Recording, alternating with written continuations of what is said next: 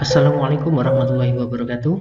Kita berjumpa lagi pada materi basis data. Kali ini kita akan mempraktekkan tentang trigger dan stored procedure. Seperti apa stored procedure dan trigger ini dan fungsinya untuk apa saja. Mari kita simak bersama-sama.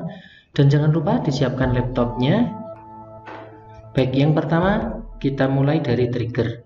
Trigger maupun store procedure yang nanti akan kita jelaskan di sini itu sebenarnya sudah tersedia sejak versi 5 dari MySQL. Trigger itu disebut juga dengan pemicu. Ini adalah suatu objek database yang merupakan aksi atau urutan proses yang dilakukan jika terjadi perubahan pada basis data. Perubahan pada basis data di sini yang dimaksud perubahan yaitu perubahan pada baris data. Baik itu insert karena ada penambahan, update, perubahan, kemudian delete, penghilangan baris data dari suatu tabel. Sebagai contoh, jika ingin melakukan suatu penghapusan data dari suatu tabel, maka akan memicu penghapusan pada tabel yang lain yang biasanya saling berrelasi. Misalnya begini, kita memiliki dua tabel. Yang pertama adalah tabel induk, yang kedua adalah tabel anak, atau yang satu disebut tabel master, yang satu tabel transak. Dimana pada tabel master itu kalau terjadi penghapusan data pasti pada tabel transak itu juga harus dihapus. Karena apa? Kalau tabel master saja yang harusnya tidak boleh dihapus itu hilang datanya, tentunya harus berdampak pada penghilangan pada di data transaksi. Nah seperti itu.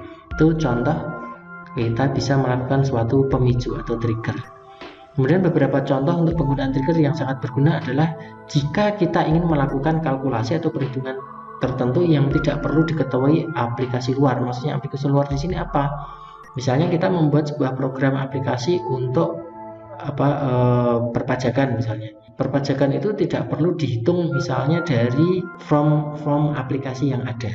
Kita bisa tidak dari form aplikasi tetapi berdasarkan SQL-nya. Nah, di situ kita bisa membuatnya.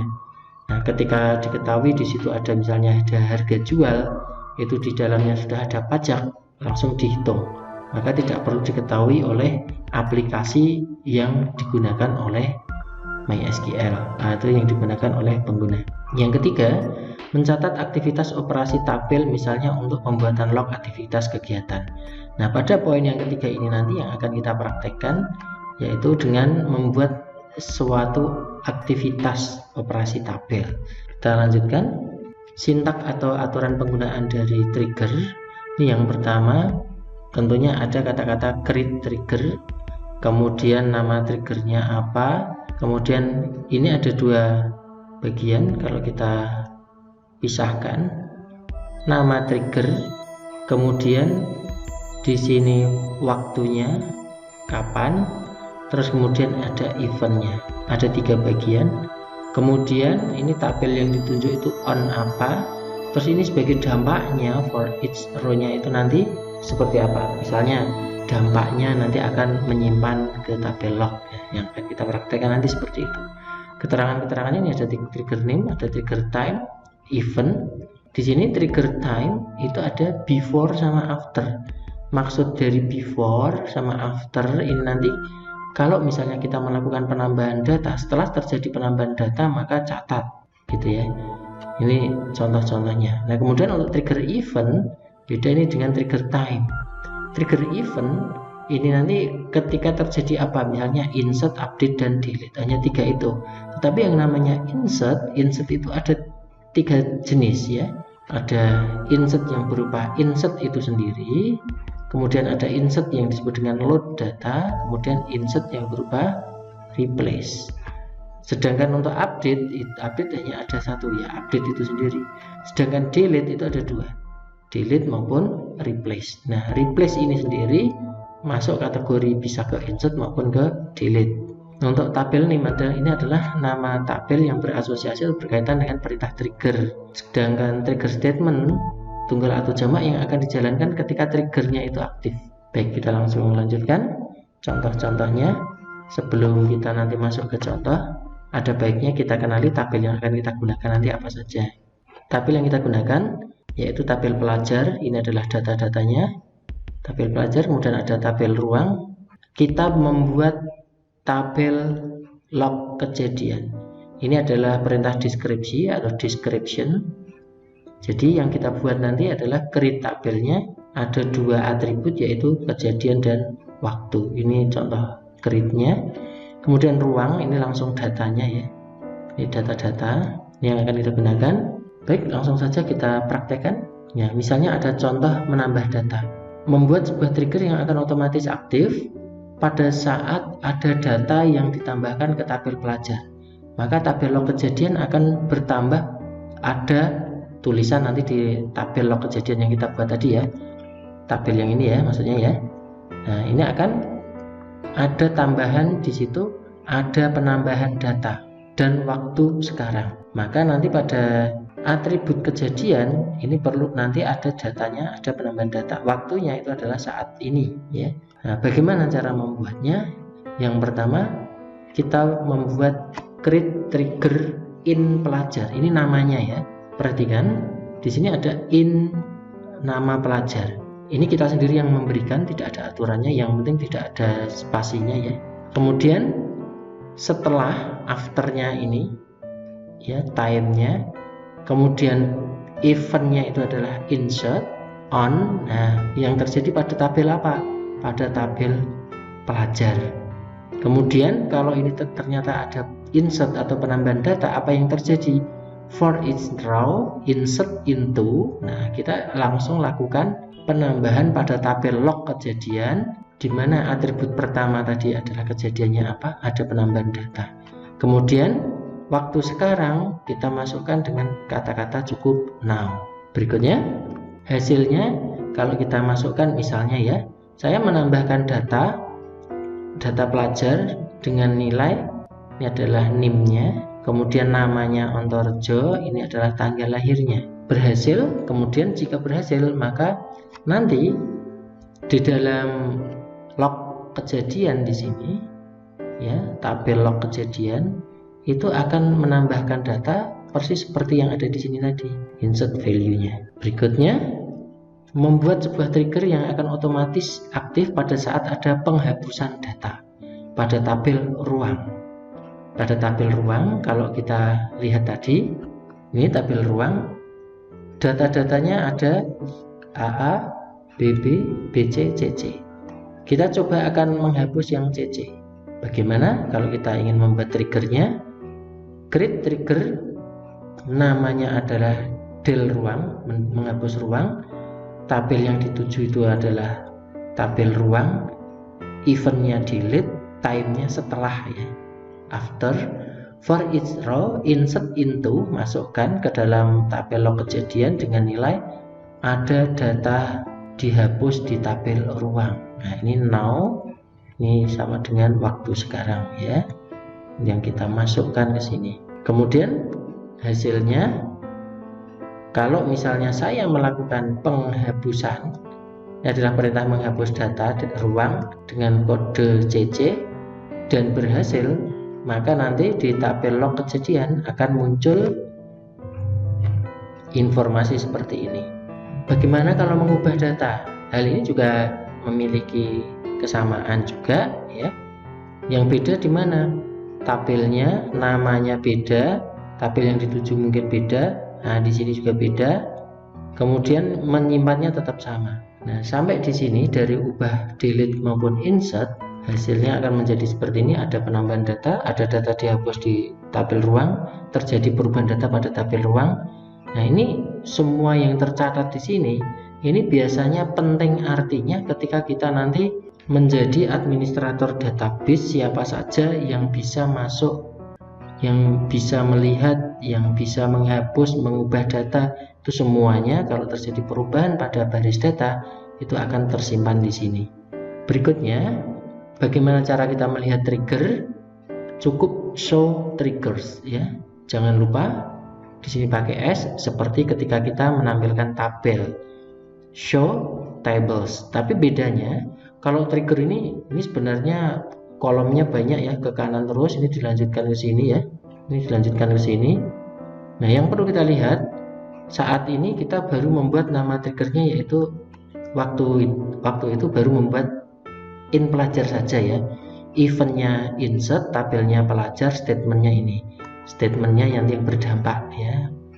pada tabel log kejadian, timingnya after, dan untuk kapan dibuatnya di sini terlihat ya, dan seterusnya. Ini adalah informasi-informasi valid dari sebuah trigger. Berikutnya kita masuk ke store procedure. Store procedure dari kata stored itu artinya tersimpan, prosedur ya sama prosedur ya. Di MySQL adalah program tersimpan yang dapat digunakan dengan suatu parameter. Parameter itu apa? Parameter merupakan variabel yang digunakan untuk menangkap suatu nilai untuk input, proses maupun output. Jadi nanti di sini ada istilah yang namanya parameter, itu ada in, ada out, ada in, out.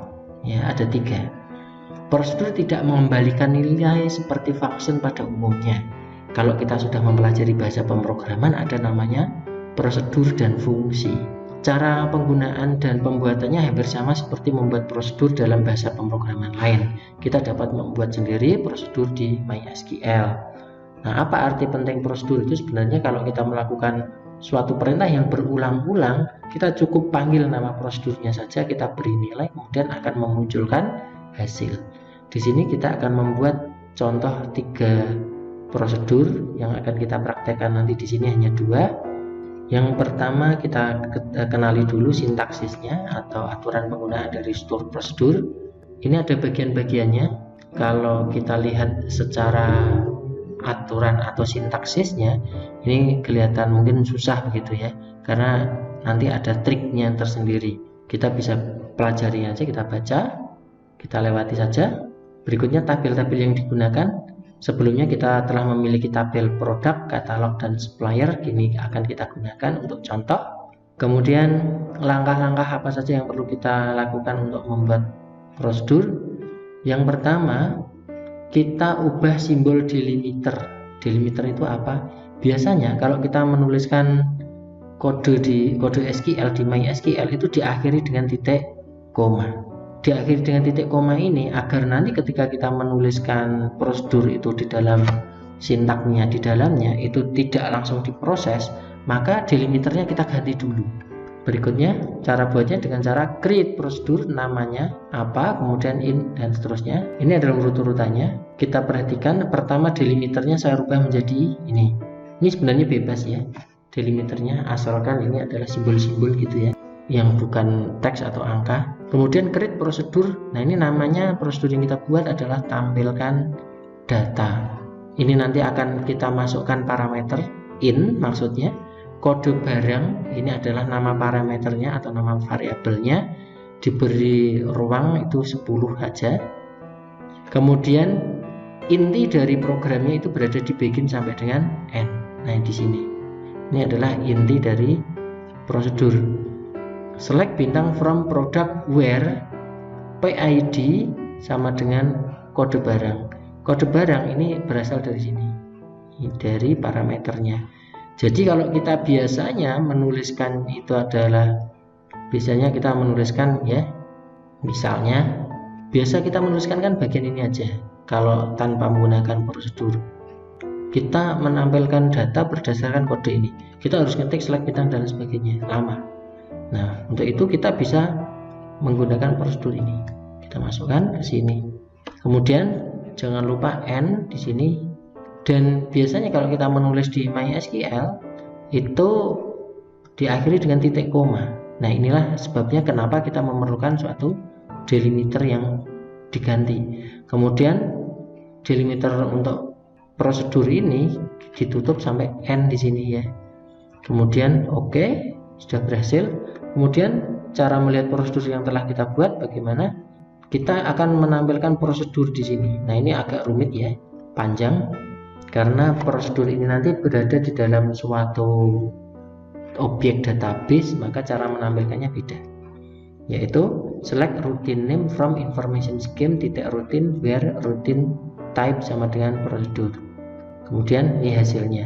Jadi yang kita buat tadi, tampilkan data, ini sudah muncul dari sini. Kita lanjutkan bagaimana memanggil atau menggunakan prosedur tampilkan data ini. Kita bahas cara panggil prosedur. Di sini kita cukup call tampilkan data dalam kurung nilai data yang akan kita tampilkan. Ini kemudian hasilnya menjadi ini. Ini kan biasanya kita menggunakan select bintang from product where PID sama dengan P01A. Inilah yang diwakili tadi dalam bentuk prosedur. Berikutnya, ini seluruh prosedur yang pernah kita buat. Saya tampilkan di sini ada 3 ya. Tambah data langsung ditampilkan, kemudian menampilkan data tadi sudah kita buat. Oke, kita beri contoh berikutnya yaitu menambahkan data langsung menampilkan juga. Jadi kita create langsung tampil. Biasanya kalau kita insert gitu ya, insert data itu tidak akan tampil langsung, harus di select bintang from. Nah, ini kita memasukkan data langsung bisa tampil. Seperti apa contohnya akan saya jelaskan di sini. Pertama, delimiter kita rubah dulu, kemudian create prosedur tambah data tampil, ini adalah namanya.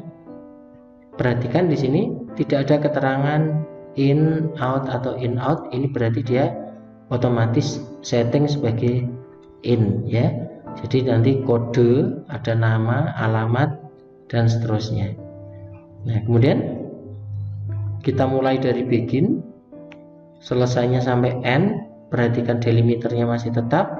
Kemudian ini adalah kalau seakan-akan nanti diproses di dalam MariaDB langsung titik koma gitu ya. Maka di sini insert into supplier, kode, nama, alamat. Nah, ini kode kita peroleh dari parameter yang ada di sini, nama juga ya, alamat juga. Kemudian kalau sudah insert pada baris yang pertama, ini yang kedua ini menampilkan ya. Maka ketika kita panggil nanti, tapi perhatikan delimiternya saya rubah dulu, karena tadi yang pertama sudah kita rubah menjadi ini. Terus untuk membedakan antara ini prosedur dengan bukan gitu ya, kemudian dikembalikan lagi ke sini. Ingat, kalau belum dikembalikan, nanti kalau memproses apapun itu harus menggunakan yang delimiter terakhir ya. Call tambah data, di situ tambah data langsung tampil. Di sini saya masukkan di tabel supplier, itu ada coba 1 area com dari Boyolali. Ini hasilnya. Jadi kalau kita call, kita enter, hasilnya menjadi ini. Itu adalah contoh prosedur tambah langsung menampilkan data. Demikian materi kita kali ini. Apabila ada kesalahan mohon maaf, semoga bermanfaat. Akhir kata, wassalamualaikum warahmatullahi wabarakatuh.